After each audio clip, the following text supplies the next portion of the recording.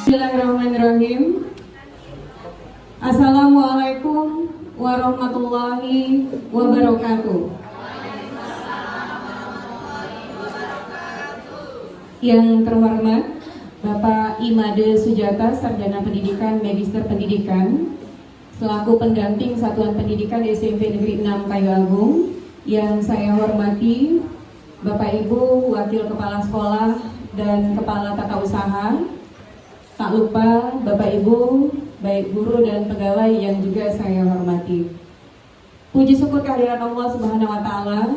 Alhamdulillah, di siang hari yang cukup terik ini kita masih diberi kesempatan untuk hadir membersamai Ibu hari ini untuk mengikuti observasi praktik kinerja kepala sekolah. Salawat serta salam tak henti-hentinya kita haturkan kepada Nabi besar Nabi Muhammad SAW. Bapak Ibu yang saya hormati, jadi tidak hanya Bapak Ibu selaku guru yang diobservasi, tapi saya juga sebagai kepala sekolah juga diobservasi. Kalau tahun lalu itu sudah pernah kita laksanakan di ruang guru, hari ini kita laksanakan di aula karena suasananya biar indah. Kalau di sana belum rapi nian. Jadi atas seizin Pak Harno tadi berasan Mak Mana Caronyo kalau diadakan di aula. Oke, baik Bapak Ibu, nanti Ibu akan mempresentasikan judul observasi praktik kinerja Ibu, yaitu Komunitas Belajar SMP Negeri 6 Kayu Agung. Jadi Bapak Imade Sujata karena berhalangan hadir, dia cukup nanti menonton video yang akan tangkap layar ini, akan dikirimkan videonya, nanti akan dinilai oleh Pak Made. Mohon responnya Bapak Ibu ya, nanti kalau ada pertanyaan ataupun sumbang saran disilakan. Oke, kita lanjut ke slide yang kedua. Sesuai dengan judul Komunitas Belajar SMP Negeri 6 Kayu Agung, kita lihat dulu mulai dari pengertian. Pengertian yang tertulis, saya pindah ya, mundur Bapak. Ya, pengertian komunitas belajar. Komunitas belajar dapat didefinisikan sebagai sekelompok pendidik dan tenaga kependidikan yang berkolaborasi secara rutin dan berkelanjutan dengan tujuan meningkatkan kualitas pembelajaran dan hasil belajar siswa. Jadi ini kolaborasi Bapak Ibu. Ada pendidik dan ada tenaga kependidikan. Kalau selama ini kita taunya pendidik saja yang ikut komunitas belajar. Tapi setelah kita buka pengertiannya itu ternyata dua-duanya. Pendidik itu iya, guru, sedangkan tenaga kependidikan itu ada 3, ada pegawai tata usaha, ada laboran, dan ada pustakawan. Di dalam komunitas belajar inilah adanya kolaborasi. Apakah itu kolaborasinya antara pegawai tata usaha dengan guru, atau guru dengan laboran, atau guru dengan pustakawan? Sama-sama menguntungkan. Karena tujuan arah dari komunitas belajar itu yang memberikan manfaat yang baik untuk kualitas pembelajaran. Ada kata kunci lagi di situ, berkelanjutan. Jadi ini terus-menerus. Pemerintah sudah memberikan kode bahwa dalam kurikulum Merdeka komunitas belajar itu tetap terlaksana. Untuk tahun ini dalam 1 bulan kita hanya melaksanakan 1 kali pertemuan. Ini bulan April. Hari ini kita adakan. Berarti ketemunya lagi bulan depan. Hanya 1 kali. Dan alhamdulillah sudah bisa dimasukkan dalam dana BOS. Makanya sudah ada di belakang, ada kudapan, ada model. Yo, jadilah model. Karena untuk nasi tidak dapat ya, bukan nasi ya, di dalam RKS. Lanjut, yang ketiga, tujuan pembentukan komunitas belajar. Ada 4. Yang pertama, meningkatkan kompetensi dan profesionalisme pendidik. Itu tujuannya. Jadi diharapkan guru itu, pendidik dan tenaga kependidikan yang profesional. Profesional dalam mengajar, profesional dalam kepegawaian administrasi. Yang kedua, mendorong inovasi dan kreativitas dalam pembelajaran. Inovasi, apa saja inovasi itu? Kreativitas. Ada ide-ide baru, ada langkah-langkah baru, cara-cara baru yang akan kita peroleh melalui komunitas belajar. Yang ketiga, meningkatkan hasil belajar dan prestasi siswa. Nah, ini muaranya ke situ. Meningkatkan hasil belajar dan prestasi siswa. Kalau selama ini mungkin nilainya cuma 78. Dengan adanya komunitas belajar diharapkan di atas itu naiklah 79 jadilah. Kalau pacak di pojoknya lagi 90 tambah oke. Yang keempat, membangun budaya kolaborasi dan saling mendukung. Kita sudah sama-sama belum mendukung. Bukan mendukung di sini ya, di punggung bukan. Tapi sama-sama mendukung. Kalau ada masalah, kita carikan solusinya. Kita sama-sama mencari penyelesaiannya. Kalau ada kawan bercerita, "Wih, aku tadi di kelas tadi ribut ya. Pening pala aku, kutinggalkan bae dia. Kelasnya kutinggalkan, aku ke kantor." Jawablah si B, "Jangan cak itu, kasihanlah anak-anak. Tambah ribut, kaget bebala, kaget ku ajari. Ada triknya, biar anak-anak tuh diem, biar kita betah dalam kelas." Nah ini, jadi saling mendukung, saling memotivasi dan berkolaborasi. Lanjut, manfaat komunitas belajar. Manfaatnya ada dua. Kalau di sini kebetulan cuma tertulis dua ya. Ada satu untuk pendidik, yang kedua untuk siswa. Karena pendidik itu secara langsung, yang mengikuti secara langsung dalam komunitas belajar. Sebenarnya kalau kita lihat dari pengertian, itu tidak hanya pendidik, tapi juga tenaga kependidikan, yang TU, laboran, sama pustakawan tadi. Tapi tujuan akhirnya tadi ke kualitas pembelajaran. Yang bertemu di kelas dengan siswa siapa? Guru. Makanya manfaatnya lebih ke guru. Kita lihat yang pertama, pengembangan profesional berkelanjutan. Kalau tahun lalu pemerintah sudah menyediakan platform namanya TMM. Tahun ini dia berubah. Walaupun judulnya beda, tapi isinya masih sama, yaitu ruang GTK. Oke, di dalam ruang GTK kita bisa belajar, kita bisa mencari ilmu, memperoleh ilmu, menggali ilmu tanpa bersusah payah mau ikut workshop, pelatihan ke Jakarta, pelatihan ke Palembang, semuanya lengkap dalam ruang GTK. Jadi Bapak Ibu ketika mentok, Bapak Ibu, metode apa ya yang cocok aku pakai kaget? Gak usah sibuk-sibuk nyari kemana, buka bae ruang GTK. Aduh galau Bapak Ibu. Tapi itulah perlu kuota. Kalau katik kuota tidak pacak juga buka.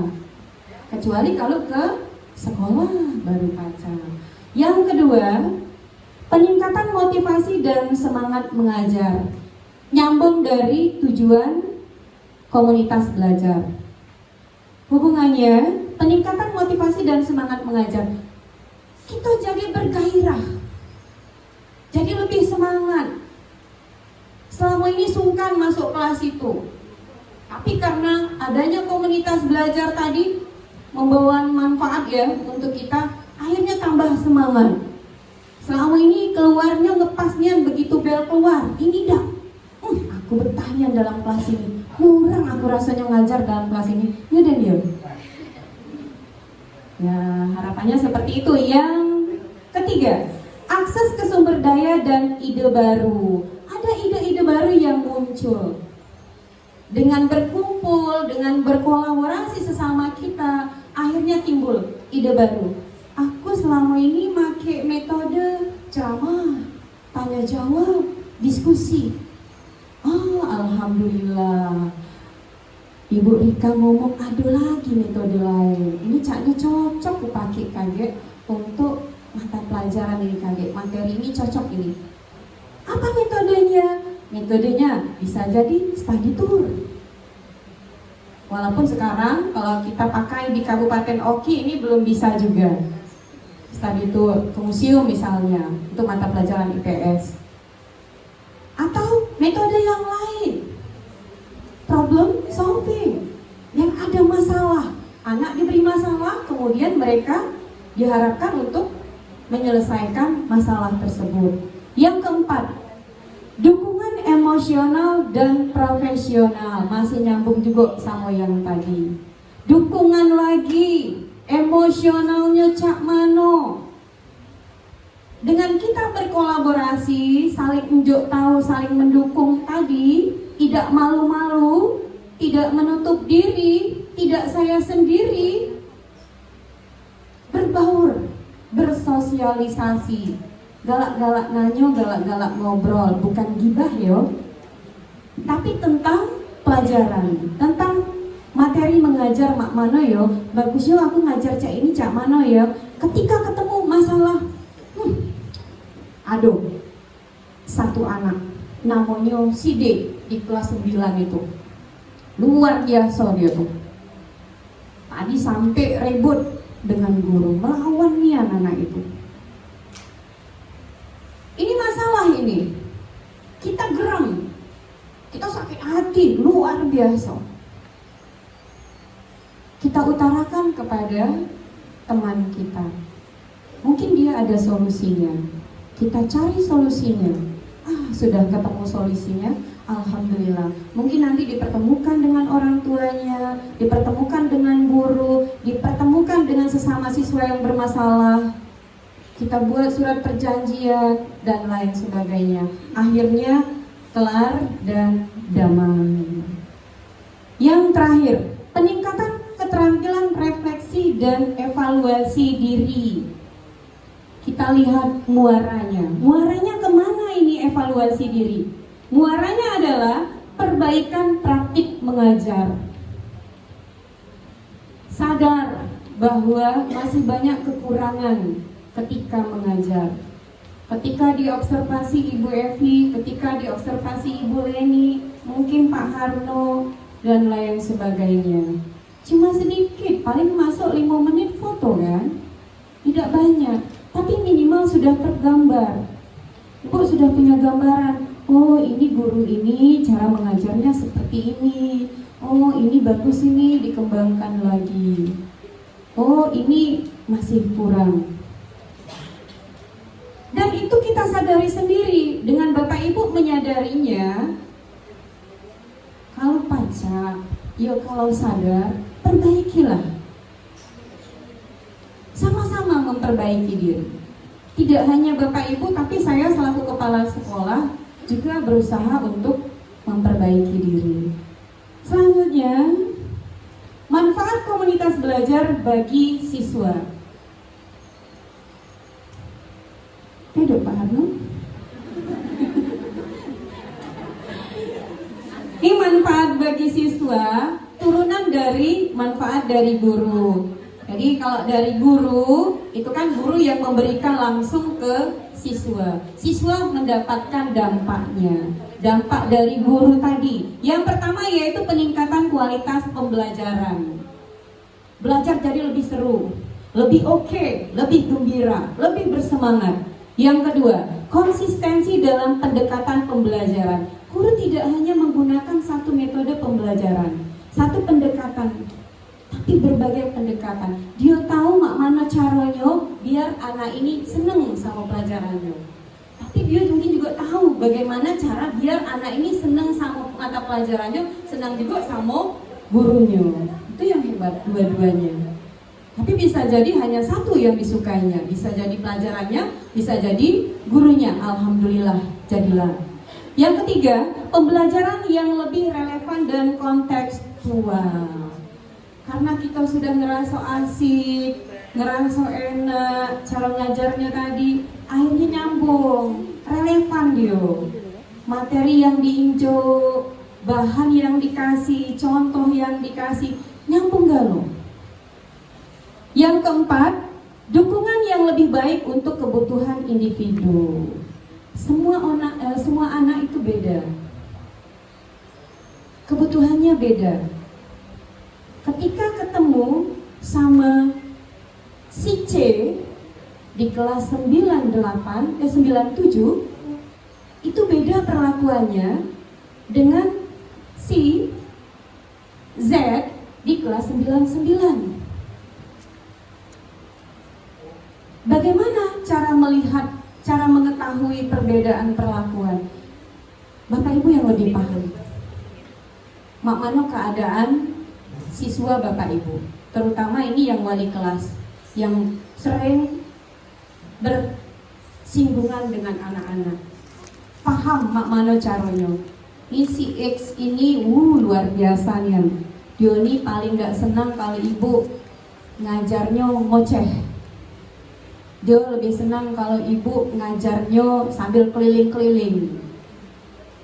Yang ini gak senang kalau ibu nyuruh dia ke depan. Dia lebih senang kalau disuruh ngerjakan di mejanya tuan. Beda perlakuan. Kita sesuaikan mana yang lebih cocok. Yang terakhir, peningkatan motivasi belajar. Seiring pembelajaran yang makin baik, akhirnya motivasi anak-anak, semangat anak-anak. Dengan gurunya semangat, insya Allah anak-anaknya juga akan semangat. Iya kan? Iya enggak? Semangat enggak ini? Pecah ulang tergalak. Iya Pak ya? Model tenggelam, tenang deh, modelnya dipisah buah. Jadi aman dia. Selanjutnya, implementasi komunitas belajar dalam konteks kurikulum merdeka. Apa itu implementasi? Penerapan. Bagaimana penerapannya dalam kurikulum? Sekolah kita ada 2 kurikulum. Untuk kelas 9 kita menggunakan kurikulum 2013.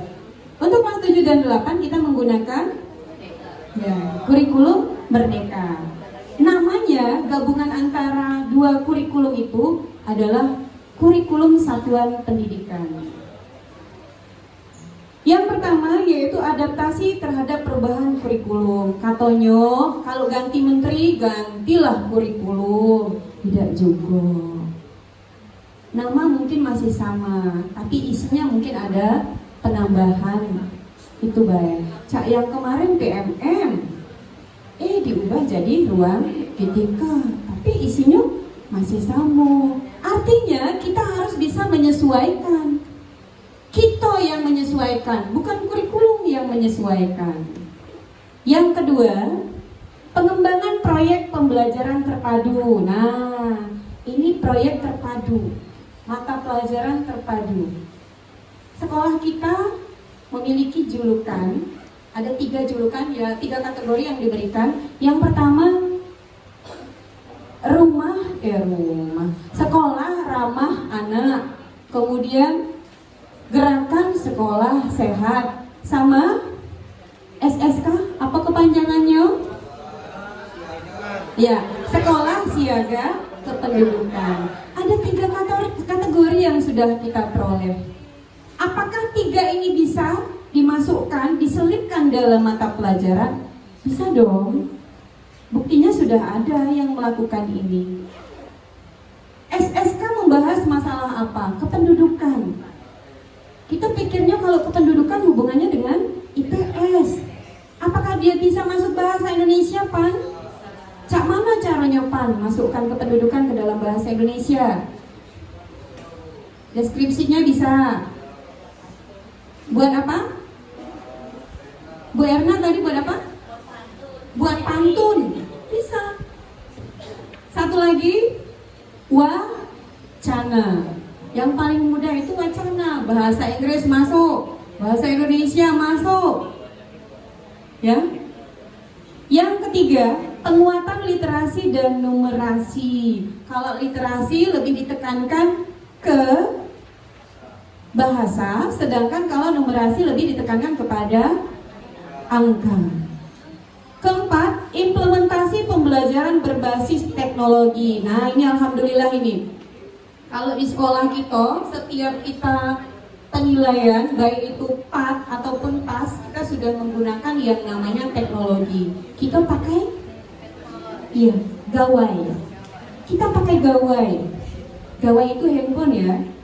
Bahasa Indonesianya gawai. Kita pakai gawai. Jadi anak-anak sudah melek yang namanya dunia digital. Paham dia. Walaupun mungkin tidak pakai laptop di rumah, tapi sudah ngerti mereka bagaimana cara mengetik walau dengan 2 jari.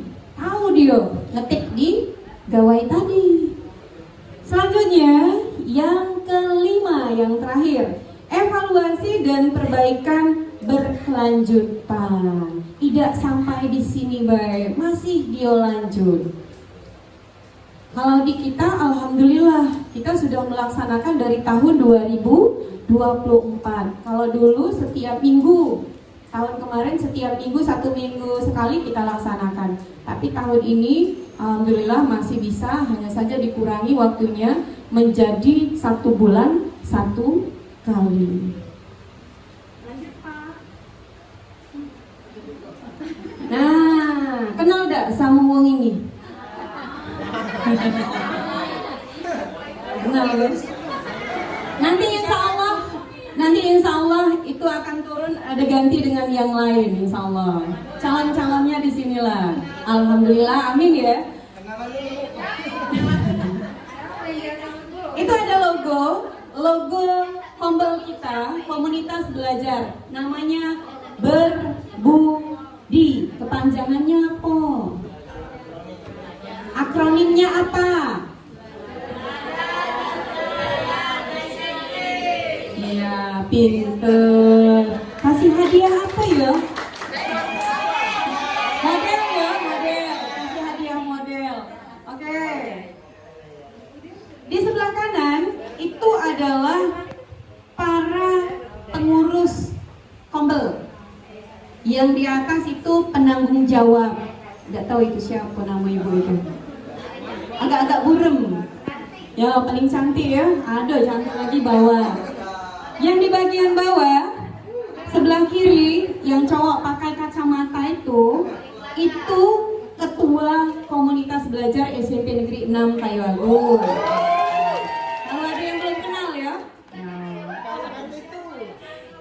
Di sebelah kanannya yang cantik manis seperti kue lapis itu adalah wakil ketua komunitas belajar SMP Negeri 6 Kayu Agung.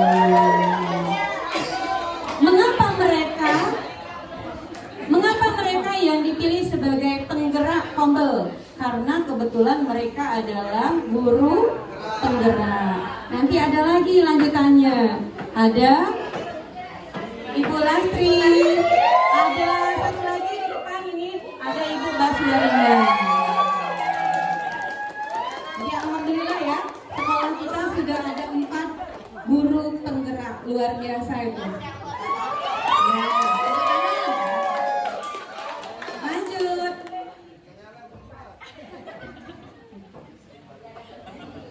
Ya. Berdasarkan data, ada 2 data. Yang pertama rapor pendidikan 2024. Yang kedua ada kurikulum satuan pendidikan.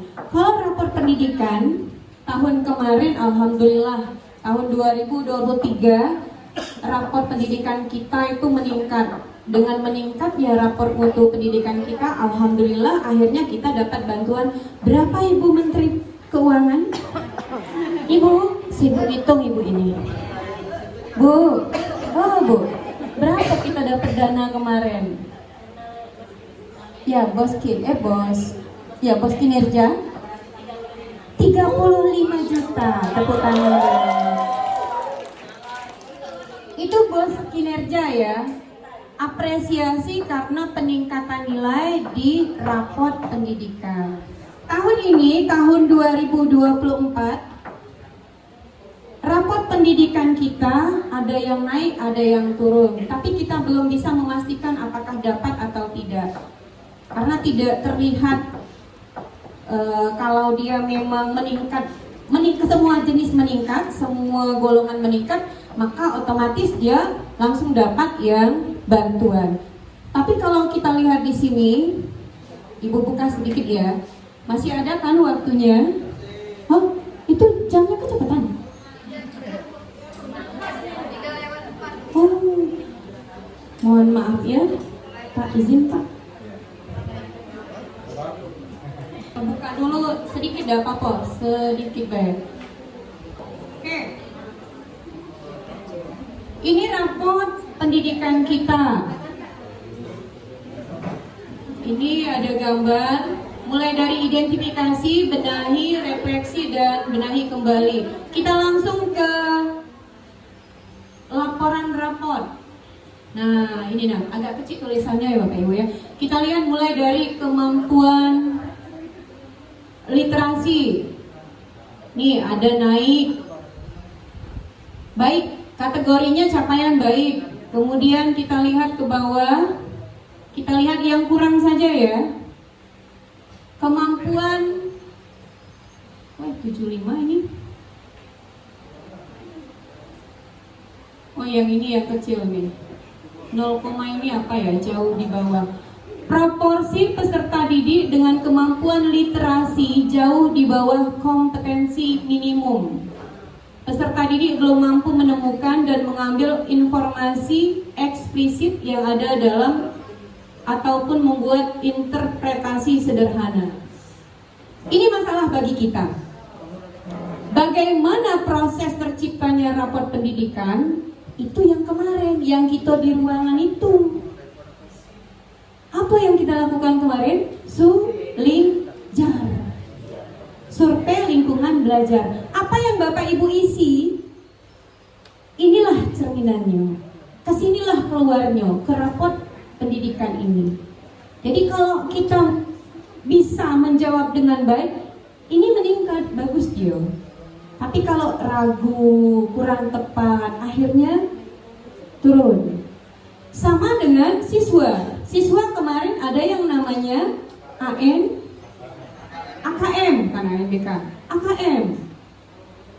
Dari hasil yang mereka peroleh, keluar juga ini. Jadi kolaborasi ada dari guru, ada dari siswa, kemudian ada juga dari masyarakat, yaitu mereka mengisi survei itu, sulingjar. Ada beberapa orang tua yang kita minta untuk mengisi sulingjar. Bapak Ibu yang saya hormati, di dalam kurikulum satuan pendidikan kita itu semuanya sudah lengkap ada. Kalau mau lihat masalah ekstrakurikuler, yang tahun kemarin kita hanya 7, tahun ini sudah 19. Tolong Bapak Ibu, manfaatkan ini. Mengapa tahun ini dibuat 19? Alasannya, biar anak-anak tersalurkan bakat dan minatnya. Jadi anak jangan memilih 2, 3, 4, hanya satu saja ambil. Dapat kesempatan semua. Dan apabila sudah diberi wadah ini, tolong manfaatkan dengan maksimal. Latihanlah dengan baik. Ini ajang lombanya sudah di depan mata. Yang SD sudah hari Selasa kemarin lomba. Paling tidak 3 minggu lagi nyusul itu SMP. Kalau pacak paling tidak kita nyangkut lah tingkat kabupaten. Ya udah, Bapak Ibu. Bagaimana Bapak Ibu pelatih nih, pembina dan pelatih? Insya Allah ya, optimis ya. Ya, yang penting semangatnya itu. Lanjut Bapak, balik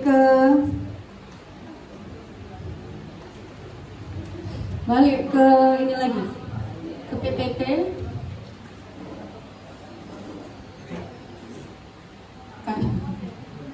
Gawe Bapak terbuka yang lain. kamu. Nah, ya. Viral ya.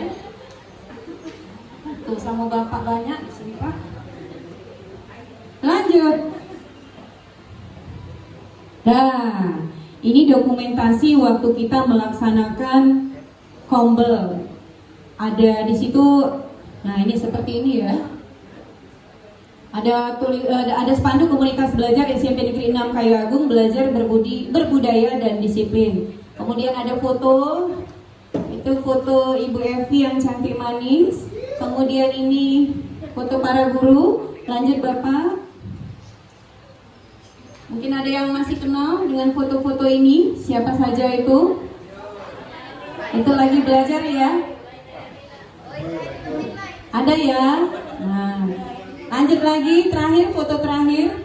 Nah, ini juga kegiatan komunitas belajar SMP Negeri 6 Kayu Agung di tahun 2024.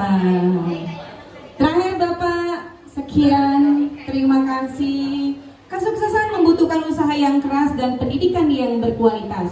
Mari sukses bersama komunitas belajar. Nah, ada sesi tanya jawab. Nanyolah, jangan nggak nanyo. Lagi rekam ini kamu. Cang, nanyo. Kak dikasih hadiah model kaget. Siapa yang nanyo? Ayo, silakan. Ke depan. Bu, sedikit bertanya tentang Banyak P5. boleh banyak. Apakah P5 masih ada untuk semester ini? Terima kasih. Oke. Langsung jawab ya, biar gak lama. Jadi P5 tetap berjalan. Semester ini, kalau menurut rencana dari Ustadz Yudi selaku pengurus P5 akan dilaksanakan pada bulan Mei. Nah, Mei akhir. Nanti kita atur bagaimana. Yang jelas kalau tahun ini 2 kelas. Kelas 7 dan kelas 8. Ada lagi? Yuk, sini yuk. Edi dulu.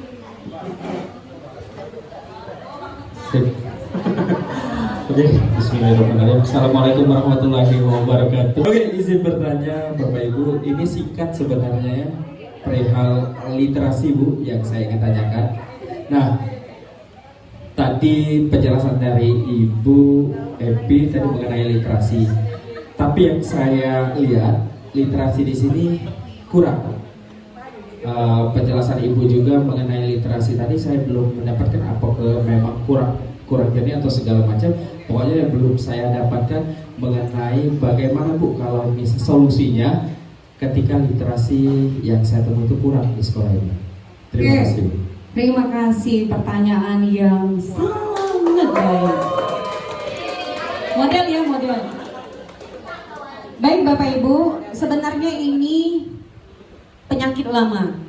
Setiap tahun yang kita temui itulah paling numerasi, literasi yang lemah di dua ini. Yang jelas, rapat pendidikan itu diperoleh dari apa yang kita jawab, apa yang anak jawab. Tapi yang paling nampak adalah kalau yang kita baca tadi di rapat pendidikan, di bagian tadi, di kolom itu adalah siswa. Siswa kurang memahami bagaimana memaknai sesuatu. Kalau literasi kan berhubungan dengan data, bukan lebih ke angka, tapi kalau numerasi ke angka. Bagaimana memaknai sebuah pernyataan, sebuah informasi, ini yang masih kurang.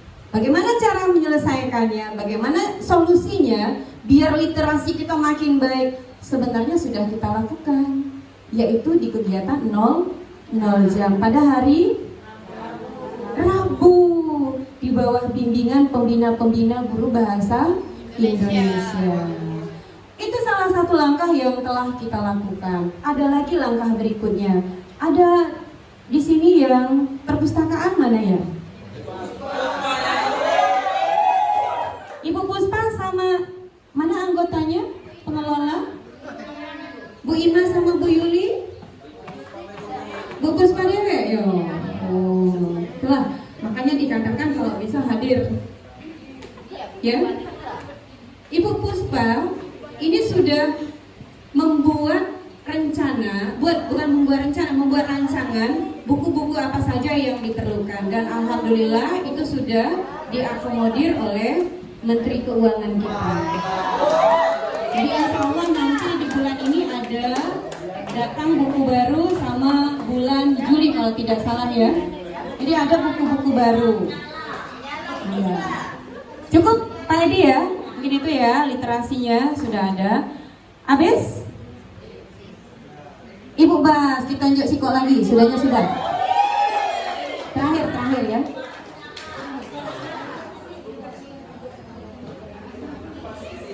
Izin naik ke atas boleh? Bukan, di rekaman Ida yang bertanya tadi tidak masuk dalam rekaman. Jadi usul putih ya, Bu Bas kalau nanya naik ke atas biar masuk di video. Pak Made, izin Pak Made ya. Yuk. Tadi yang disampaikan oleh Bu Epi bahwa raport pendidikan itu berdasarkan yang kita isi di Sulimjar. Tapi saya agak bingung ya, tapi kok mendetil banget isinya di raport tadi. Sesuai dengan kenyataan bahwa siswa kurang memaknai informasi yang ada dalam teks. Perasaan di pertanyaan saya tidak ketemu ya yang sampai misi sedetil itu bakal munculnya itu. Pertanyaan-pertanyaan yang kita isi itu tidak sebegitunya, sehingga tampilnya seperti itu, lebih mendetil sesuai dengan keadaan yang ada di lapangan.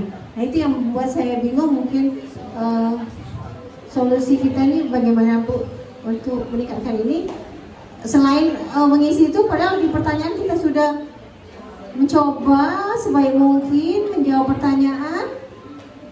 Tidak tahu itu terdeteksi seperti itu. Mungkin ada cara solusi lain. Kita lihat dulu. Oke, terima kasih, tepuk tangan dulu dong buat Bu Baswarinda.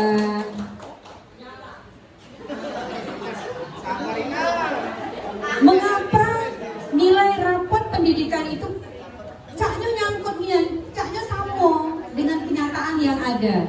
Memang iya, tapi Bu Bas, alhamdulillah itu bukan guru. Tadi dinyatakan di situ siswa. Artinya siswa, ketika mereka menjawab pertanyaan-pertanyaan, tapi ketika posisi guru malah bagus. Ya, ini posisi yang siswa. Bagaimana solusinya? Sebenarnya solusinya sudah dua tadi ya. Pertama di Nol Belajar kita melakukan kegiatan membaca bersama, literasi. Kemudian yang kedua, membeli buku-buku yang diperlukan untuk perpustakaan dan para guru. Itu yang kedua. Kemudian selanjutnya ada lagi sebenarnya, Bu Bas, minta tolong Ibu tulis selaku guru bahasa Indonesia. Ya, guru bahasa Indonesia itu kuncinya itu.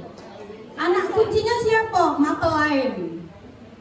Jadi mama dari kuncinya tadi, gemboknya lah anggaplah ya, Ibu Bas, Ibu Seti, Pak Ipan, Ibu Zumi, Ibu Puspa, Ibu Mega, Ibu Yeni, Ibu Dewi, Ibu Siti Soleka. Banyak guru bahasa Indonesia.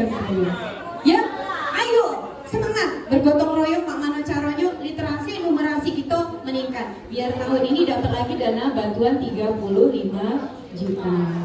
Amin ya robbal alamin. Bapak Ibu cukup ya. Jadilah ya, tetap semangat mengajar. Kalau dicemburuti Bu Epi, berarti Bu Epinya lagi ada masalah. Dompetnya kering mungkin kan. Jadi ya tak lupa lah sama dengan Bapak Ibu. Pernah Bapak Ibu kuliah remote? Aduh ya. Oke Bapak Ibu yang baik budinya, yang guru-guru hebat kami, para ada kepala PU masih ada, alhamdulillah. Ada Pak Pras ya. Siapa lagi nih yang PU-nya nih? Aduh, Ana hadir, alhamdulillah. Ya, syukurlah. Terima kasih ya sudah hadir pada hari ini. Semoga kebersamaan kita abadi, walaupun nanti suatu saat kita akan berpisah. Kemudian terkhususnya untuk komunitas belajar kita tidak lemah. Komunitas belajar kita tetap memberikan kebermanfaat yang luar biasa baik bagi kita sendiri maupun untuk orang lain. Itu saja Bapak Ibu ya. Terima kasih. Kita akhiri dengan sama-sama mengucapkan lafaz hamdalah, alhamdulillahirabbil alamin. Sampai jumpa di lain kesempatan. Terima kasih. Wassalamualaikum warahmatullahi wabarakatuh.